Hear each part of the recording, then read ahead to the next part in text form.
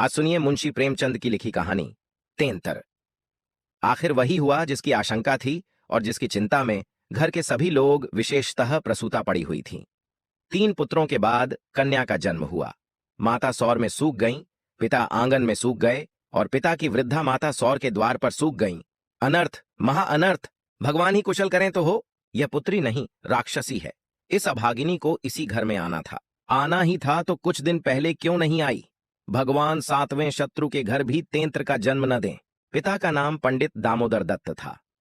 वे शिक्षित आदमी थे और शिक्षा विभाग में नौकरी भी करते थे। मगर इस संस्कार को कैसे मिटा देते जो परंपरा से हृदय में जमा हुआ था कि तीसरे बेटे के बाद जन्मी कन्या अभागिनी होती है। या तो वह पिता को लेती है, या माता को, या अपने को। उनकी वृद्धा माता नवजात कन्या को पानी पी पी कर कोस रही थीं। कलमुही है, कलमुही, न जाने क्या करने आई है यहाँ। किसी बांझ के घर जाती तो उसके दिन फिर जाते।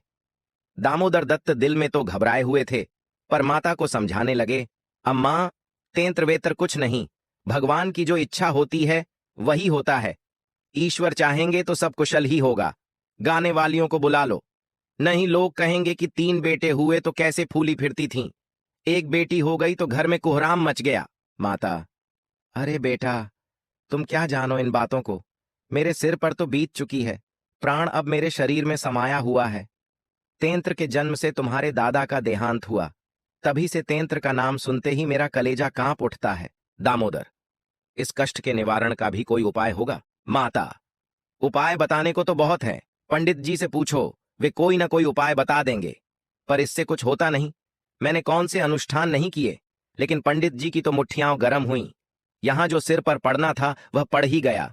अब टके के पंडित रह गए हैं। जजमान मरे या जिए उनकी बला से उनकी दक्षिणा मिलनी चाहिए।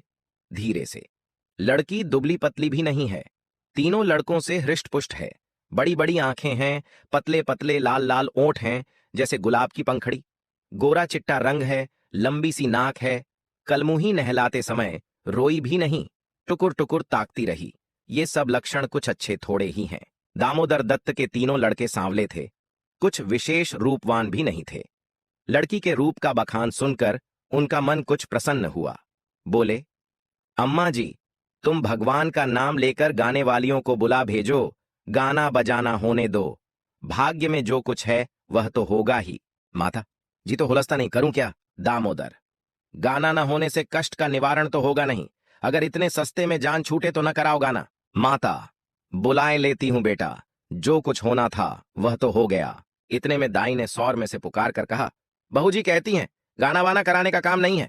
माता, भला उनसे कहो चुप बैठी रहें, बाहर निकलकर मनमानी करेंगी। 12 ही दिन हैं, बहुत दिन नहीं है। बहुत इतराती फिरती थीं, यह न करूंगी वह न करूंगी, देवी क्या है, देवता क्या है। मर्दों की बातें सुनकर वहीं रट लगाने लगती थीं, तो अब चुपके से बैठती क्यों नहीं? मेमे तो तेंत्र को अशुभ नहीं मानती और सब बातों में मेमों की बराबरी करती हैं, तो इस बात में भी करें। यह कहकर माताजी ने नाइन को भेजा कि जाकर गाने वालियों को बुला ला, पड़ोस में भी कहती जाना। सवेरे होते ही बड़ा लड़का सोकर उठा और आंखें मलता हुआ जाकर दादी से पूछने लगा, बड़ी अम्मा, कल अम्मा को क्या हुआ? माता, लड़की तो हुई है। बालक खुशी से उछलकर बोला, ओ हो, पैजनियां पहन पहनकर छुन छुन चलेगी, जरा मुझे दिखा दो दादी जी। माता, अरे क्या सौर में जाएगा, पागल हो गया है क्या? लड़के की उत्सुकता न मानी, सौर के द्वार पर जाकर खड़ा हो गया और बोला, अम्मा, जरा बच्ची को मुझे दिखा दो। दाई ने कहा, बच्ची अभी सोती है। बालक, जरा दिखा दो गोद में लेकर। दाई ने कन्या उसे दिखा दी तो वह दौड़ता हुआ अपने छोटे भाइयों के पास पहुंचा और उन्हें जगा जगा कर खुशखबरी सुनाई। एक बोला, नन्ही सी होगी। बड़ा, बिल्कुल नन्ही सी, बस जैसी बड़ी गुड़िया, ऐसी गोरी है कि क्या किसी साहब की लड़की होगी। यह लड़की मैं लूंगा। सबसे छोटा बोला, हमको भी दिखा दो। तीनों मिलकर लड़की को देखने आए और वहां से बगलें बजाते उछलते कूदते बाहर आए। बड़ा, देखा कैसी है? मंझला, कैसी आंखें बंद किए पड़ी थीं। छोटा, इसे हमें तो देना। बड़ा, खूब द्वार पर बारात आएगी, हाथी घोड़े बाजे आतिशबाजी। मंझला और छोटा ऐसे मग्न हो रहे थे मानो वह मनोहर दृश्य आंखों के सामने है। उनके सरल नेत्र मनोल्लास से चमक रहे थे। मंझला बोला, फूलवारियां भी होंगी। छोटा, हम भी फूल लेंगे। छठी भी हुई, बरही भी हुई, गाना बजाना, खाना खिलाना, देना दिलाना सब कुछ हुआ।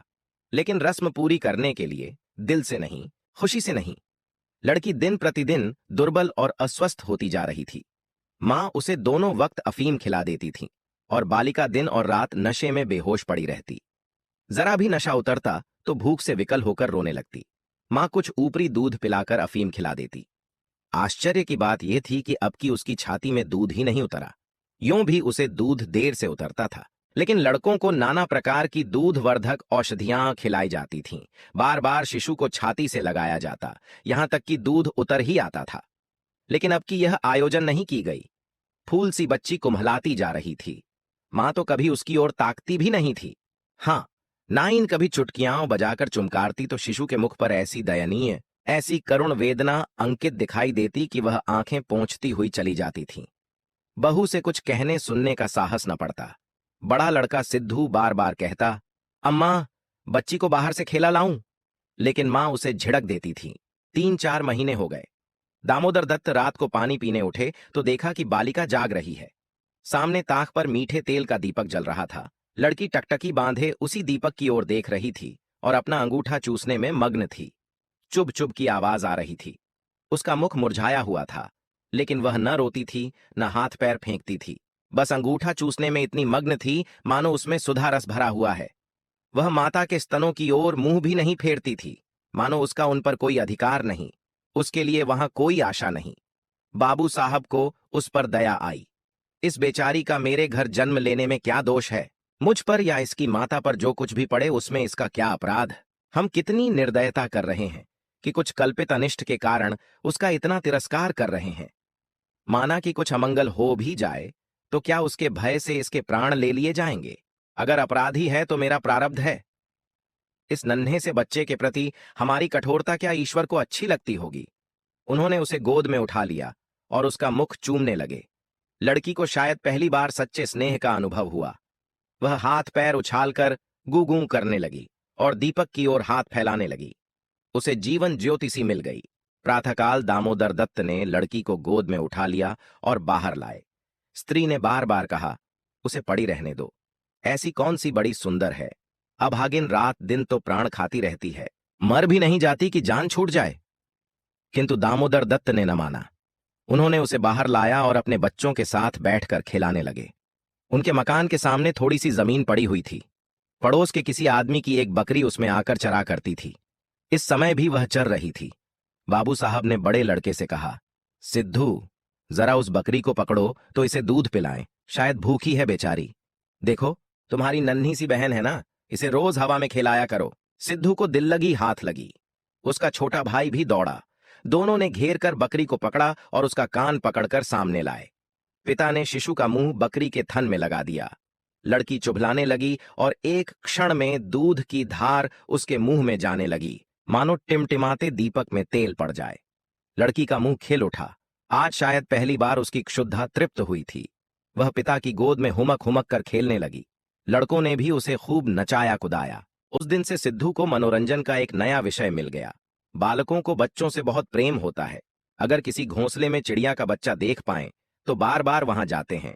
देखेंगे कि माता बच्चे को कैसे दाना चुगाती है, बच्चा कैसे चोंच खोलता है, कैसे दाना लेते समय परों को फड़फड़ाकर चें चें करता है। आपस में बड़े गंभीर भाव से उसकी चर्चा करेंगे। अपने अन्य साथियों को ले जाकर उसे दिखाएंगे। सिद्धू ताक में लगा रहता। ज्यों ही माता भोजन बनाने या स्नान करने जाती, तुरंत बच्ची को लेकर आता और बकरी को पकड़कर उसके थन में शिशु का मुंह लगा देता। कभी दिन में 2-2, 3-3 बार पिलाता। बकरी को भूसी छोकर खिलाकर ऐसा पर्चा लिया कि वह स्वयं छोकर के लोभ से चली आती और दूध देकर चली जाती। इस प्रकार कोई 1 महीना गुजर गया। लड़की हृष्टपुष्ट हो गई, मुख पुरुष के समान विकसित हो गया। आंखें जग उठीं। शिशुकाल की सरल आभा मन को हरने लगी। मां उसे देख देख कर चकित होती थी। किसी से कुछ कह तो न सकती, पर दिल में उसे आशंका होती कि अब वह मरने को नहीं, हम ही लोगों के सिर जाएगी। कदाचित ईश्वर इसकी रक्षा कर रहे हैं, तभी तो दिन प्रतिदिन निखरती आती है। नहीं अब तक ईश्वर के घर पहुंच गई होती। मगर दादी माता से कहीं ज्यादा चिंतित थी। उसे भ्रम होने लगा कि वह बच्ची को खूब दूध पिला रही है, सांप को पाल रही है। शिशु की ओर आंख उठाकर भी न देखती। यहां तक कि एक दिन कह बैठी, लड़की का बड़ा छोह करती हो। हाँ भाई, मां हो कि नहीं, तुम न छोड़ोगी तो करेगा कौन? अम्मा जी, ईश्वर जानते हैं जो मैं इसे दूध पिलाती हूं। अरे, तो मैं मना थोड़े ही करती हूं। मुझे क्या गरज पड़ी है कि मुफ्त में अपने ऊपर पाप लूं। कुछ मेरे सिर तो जाएगी नहीं। अब आपको विश्वास ही ना आए तो कोई क्या करे। मुझे पागल समझती हो। वह हवा पी पी कर ऐसी हो रही है। भगवान जाने अम्मा, मुझे तो आप अचरज होता है। बहू ने बहुत निर्दोषिता जताई, किंतु वृद्धा सास को विश्वास न आया। उसने समझा, यह मेरी शंका को निर्मूल समझती है। मानो मुझे इस बच्ची से कोई बैर है। उसके मन में यह भाव अंकुरित होने लगा कि इसे कुछ हो जाए तब यह समझे कि मैं झूठ नहीं कहती थी। वह जिन प्राणियों को अपने प्राणों से भी प्रिय समझती थी, उन्हीं लोगों की अमंगल कामना करने लगी, केवल इसलिए कि मेरी शंकाएं सत्य हो जाए। वह यह तो नहीं चाहती थी कि कोई मर जाए, पर इतना अवश्य चाहती थी कि किसी बहाने से मैं चेता दूं कि देखा, तुमने मेरा कहा न माना, यह उसी का फल है। उधर सास की ओर से ज्यों ज्यों यह द्वेष भाव प्रकट होता था, बहू का कन्या के प्रति स्नेह बढ़ता था। ईश्वर से मनाती रहती थी कि किसी भांति 1 साल कुशल से कट जाता तो इनसे पूछती। कुछ लड़की का भोला भाला चेहरा, कुछ अपने पति का प्रेम वात्सल्य देखकर भी उसे प्रोत्साहन मिलता था। विचित्र दशा हो रही थी। न दिल खोलकर प्यार ही कर सकती थी, न संपूर्ण रीति से निर्दय होते ही बनता था, न हंसते बनता था, न रोते। इस प्रकार 2 महीने गुजर गए और कोई अनिष्ट न हुआ। तब तो वृद्धा सास के पेट में चूहे दौड़ने लगे। बहू को 2-4 दिन ज्वर भी नहीं आ जाता कि मेरी शंका की मर्यादा रह जाए। पुत्र भी किसी दिन पैर गाड़ी पर से नहीं गिर पड़ता। न बहू के मायके से किसी के स्वर्गवास की सुनवाई आती है। एक दिन दामोदर दत्त ने खुले तौर पर कह भी दिया कि अम्मा, यह सब ढकोसला है। तेंत्र लड़कियां क्या दुनिया में होती नहीं, तो सबके सब माँ बाप मर ही जाते हैं। अंत में उसने अपनी शंकाओं को यथार्थ सिद्ध करने की एक तरकीब सोच निकाली। एक दिन दामोदर दत्त स्कूल से आए तो देखा कि अम्मान जी खाट पर अचेत पड़ी हुई हैं। स्त्री अंगीठी में आग रखे उनकी छाती सेंक रही है और कोठरी के द्वार और खिड़कियां बंद हैं। घबराकर कहा, अम्मान जी, क्या दशा है? स्त्री, दोपहर ही से कलेजे में एक शूल उठ रहा है, बेचारी बहुत तड़प रही है। दामोदर, मैं जाकर डॉक्टर साहब को बुला लाऊं? देर करने से शायद रोग बढ़ जाए। अम्मान जी कैसी तबीयत है? माता ने आंखें खोलीं और कराहते हुए बोली, बेटा, तुम आ गए? अब न पूछो। हाय भगवान, अब न बचूंगी। जैसे कोई कलेजे में बरछी चुभा रहा हो, ऐसी पीड़ा कभी न हुई थी। इतनी उम्र बीत गई, ऐसी पीड़ा नहीं हुई। स्त्री, यह कलमुही छोकरी न जाने किस मनहूस घड़ी में पैदा हुई। सास, बेटा, सब भगवान करते हैं, यह बेचारी क्या जाने। देखो, मैं मर जाऊं तो उसे कष्ट मत देना। अच्छा हुआ मेरे सिर आई, किसी के सिर तो जाती ही, मेरे ही सिर सही। हाय भगवान, अब न बचूंगी। दामोदर, जाकर डॉक्टर बुला लाऊं? अभी लौटा आता हूं। माताजी को केवल अपनी बात की मर्यादा निभानी थी, रुपये न खर्च कराने थे। बोली, नहीं बेटा, डॉक्टर के पास जाकर क्या करोगे? अरे, वह कोई ईश्वर है। डॉक्टर अमृत पिला देगा, 10-20 वह भी ले जाएगा। डॉक्टर वैद्य से कुछ ना होगा। बेटा, तुम कपड़े उतारो, मेरे पास बैठकर भागवत पढ़ो। अब न बचूंगी। हाय राम। दामोदर, तेंत्र बुरी चीज है। मैं समझता था कि ढकोसला ही ढकोसला है। स्त्री, इसी से मैं उसे कभी मुंह नहीं लगाती थी। माता, बेटा, बच्चों को आराम से रखना, भगवान तुम लोगों को सुखी रखे। अच्छा हुआ मेरे ही सिर गई, तुम लोगों के सामने मेरा परलोक हो जाएगा। कहीं किसी दूसरे के सिर जाती तो क्या होता राम। भगवान ने मेरी विनती सुन ली। हाय हाय। दामोदर दत्त को निश्चय हो गया कि अब अम्मा न बचेंगी। बड़ा दुहक हुआ। उनके मन की बात होती तो वह मां के बदले तेंत्र को न स्वीकार करते।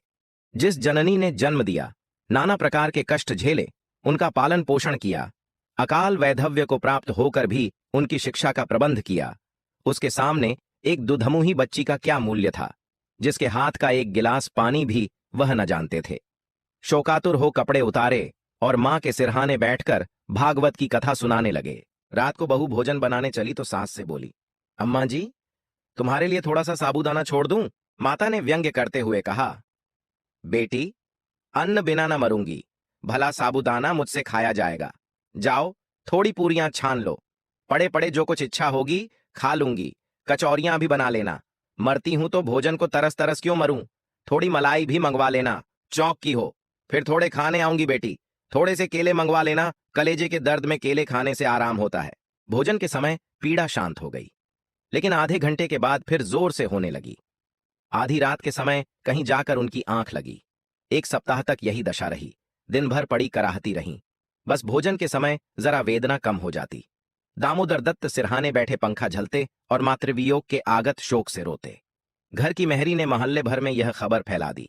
पड़ोसी ने देखने आई तो सारा इल्जाम बालिका के सिर गया। एक ने कहा, यह तो कहो बड़ी कुशल हुई कि बुढ़िया के सिर गई, नहीं तो तेंत्र माँ बाप 2 में से एक को लेकर तभी शांत होती है। दैव न करे कि किसी के घर तेंत्र का जन्म हो। दूसरी बोली, मेरे तो तेंत्र का नाम सुनते ही रोए खड़े हो जाते हैं। भगवान बांझ रखे पर तेंत्र न दे। 1 सप्ताह के बाद वृद्धा का कष्ट निवारण हुआ। मरने में कोई कसर न थी। वह तो कहो पुरुखाओं का पुण्य प्रताप था। ब्राह्मणों को गोदान दिया गया। दुर्गा पाठ हुआ, तब कहीं जाकर संकट कटा। मुंशी प्रेमचंद की कहानी तेंत्र हमें समाज और व्यक्तित्व के कई महत्वपूर्ण पहलुओं पर गहरी सोचने की प्रेरणा देती है।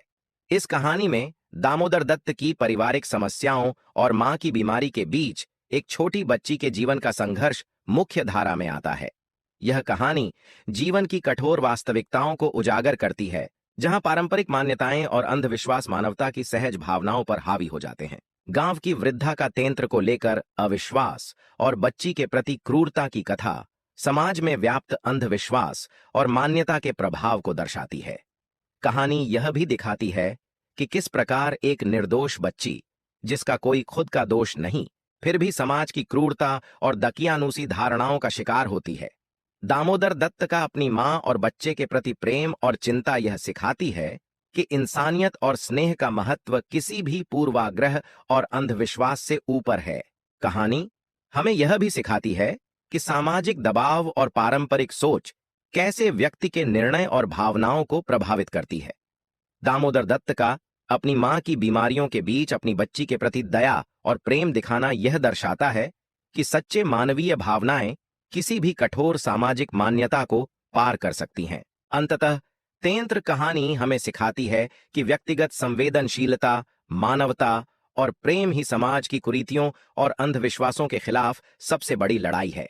यह न केवल समाज में सुधार की आवश्यकता को रेखांकित करती है, बल्कि हमें यह भी याद दिलाती है कि एक निर्दोष बच्चे के जीवन को बचाने और उसकी देखभाल करने की जिम्मेदारी हम सभी की है। आप सुन रहे थे मुंशी प्रेमचंद की लिखी कहानी तेंतर।